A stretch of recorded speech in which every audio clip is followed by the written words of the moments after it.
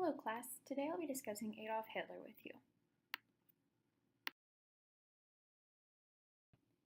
Adolf Hitler is widely viewed as one of history's most resented leaders. Throughout his early life, he showed signs of his future unrest and potential for conflict. Throughout his life, he had an enormous influence on human history. He led the National Socialist, known as the Nazi Party. He became Chancellor, President, and Dictator, most importantly, of Germany. This is a part of Hitler's importance as a leader, which can be justified by his huge following, his loyal following, and his impact on human history. His leadership style can be illustrated by Hobbes and Burns, his power, again by Burns and his ideas of conflict, his virtues, or what appear to be virtues, by Machiavelli, and his duties and goals contrasted with Marx. Hitler is a name that is associated with much disdain because of the tragedies that came from his leadership, but he unquestionably knew how to lead, gain a following, and create change. Hitler was born on April 20th, 1889. He had kind of a bad family situation. While he had a really bad relationship with his father, he did love his mother. He did not continue past secondary education, which would be like high school level. As he grew up, he decided to move to Vienna to become an artist. This is a pretty well-known story. He didn't get into the Academy of Fine Arts, and he spent many years living alone, making a very small income with his art. This is kind of a time that really foreshadowed future tensions in his life. As he was alone, he was very secretive, and he really started to build a disdain, as you can see in this quote, for the multinational character of Vienna. After a few years, Hitler decided to move to Munich, where he was screened but told he was not built for military service. Hitler decided, though, when World War I rolled around, that he did want to serve, and so he requested and was soon deployed. This gave him his first experience with war. As you can see, he greeted the war with enthusiasm as a great relief from the frustration and aimlessness of civilian life. After the war, Hitler turned to politics. He joined the German Workers' Party, which was renamed very soon as the Nazi Party. He helped push this party to the largest party in Germany. He was offered the chancellorship in 1933, and when the current president, Hindenburg, died, German leaders agreed to combine the chancellorship with the presidency, so he became the dictator of Germany. As World War II began and expanded through his European conquests, Hitler began to focus on concentration camps as part of his anti-Jewish beliefs, leading to the death of around 6 million Jews. As time went on, assassination attempts began, even though he still had his key loyal followers. But when the Allied forces began to tear down his widespread rule by freeing European countries, Hitler decided to commit suicide. On his last night alive, he married the endlessly loyal Eva Braun, who had been around since before his reign, but he decided to not marry for years as a dedication to his career. He selected his successors, and on April 30th, 1945, committed suicide with his new wife, she by poison, he by shooting himself. Hitler can be justified as a leader through his path to power, his loyal following, and his huge impact on history. He started as a wandering artist and ended up being a dictator of Germany with endless powers. He was strategic and intelligent in building relationships that would help him to succeed.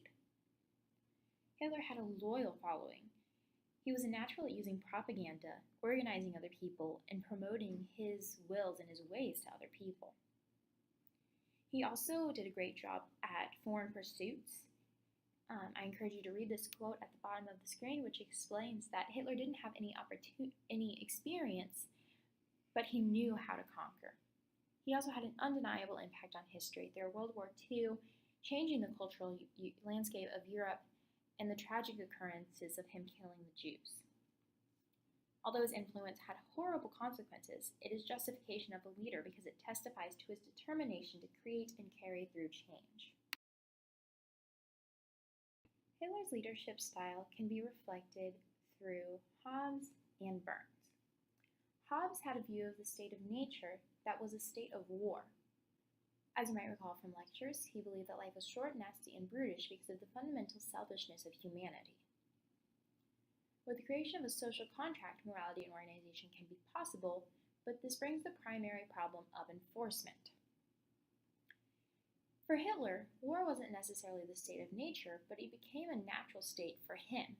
He found purpose in World War I, and this led him to be not just selfish for himself, but selfish for Germany, as he believed them to be the greatest people that all other people should serve. The rise of the Nazi Party was his form of the social contract, and this allowed him to solve the problem of enforcement through his close group of followers that gave up rights for the sake of the fight for Germany. Everyone else who got on board with Hitler's ideas was influenced by his propaganda and persuasion.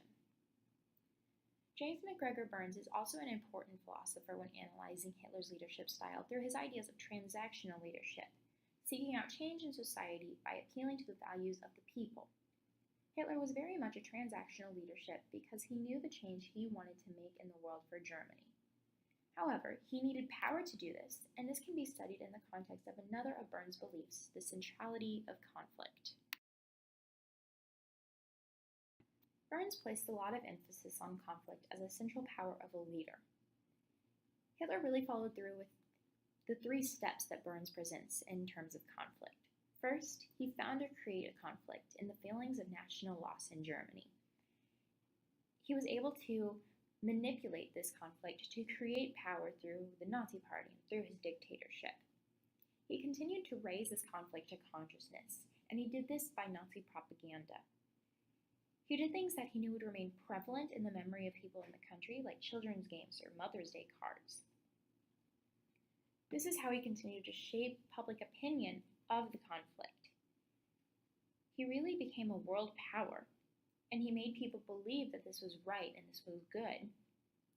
There were internal conflicts, such as the removal of all non-Nazi organizations in the country, and external conflicts, like I said, with his world power as he started paving the way for Germany to be on top of all countries.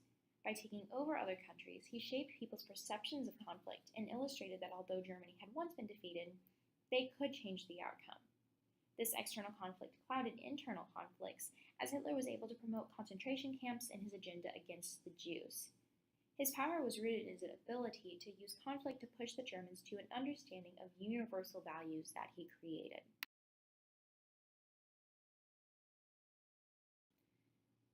To assess Hitler's virtues of leadership, we should take a look at Machiavelli's writings. Machiavelli believed in the realness of power and the impact of success. He thought that goodness was only an appearance to be kept, and it was acceptable to reach an end by any necessary means. He also addressed the question of whether it was best to be loved or feared, and he concluded that fear was best because it can be threatening and convincing. Hitler really reflected these writings. He knew the importance of appearance.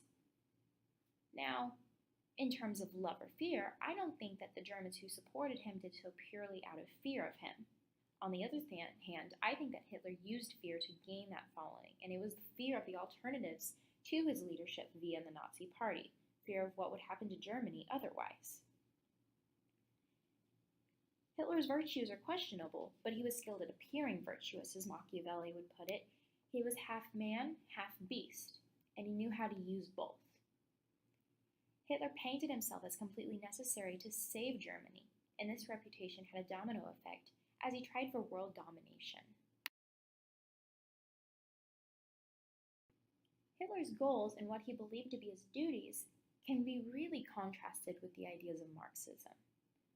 Marx had communist appeals and hopes for a utopian future. Hitler did not agree with this. He wanted to promote the Nazi Party and Germany as the greatest people. He didn't have an international ideal. Even past Marx, he really believed the greatest enemy of all to be the Jew. As you can see in this quote, he wanted to remove all Jews. He thought they were destroyers of culture, parasites within the nation, and a menace. Scholars are unsure as to where this hatred really came from, but it was definitely one of the dictator's most influential beliefs. He used this as an outlet to use his power, and while the events of the Holocaust were unbelievably tragic, they were a manifestation of Hitler's undeniable ability to persuade a following to match his goals. In conclusion, Hitler is a name that people want to erase from the history books, as he paved the way for the murder of around 6 million Jews and is associated with such a bleak time for humanity. However, he is justified as a leader. And there is something to learn from his leadership style, his gaining of power, and his goals, duties, and virtues, the appearance of virtues. Although he had a massively negative impact on history, his leadership stems from the fact that he did have such an influential life. However, the most important lesson that I think we can take from Hitler is his ending, how his dictatorship ultimately fell.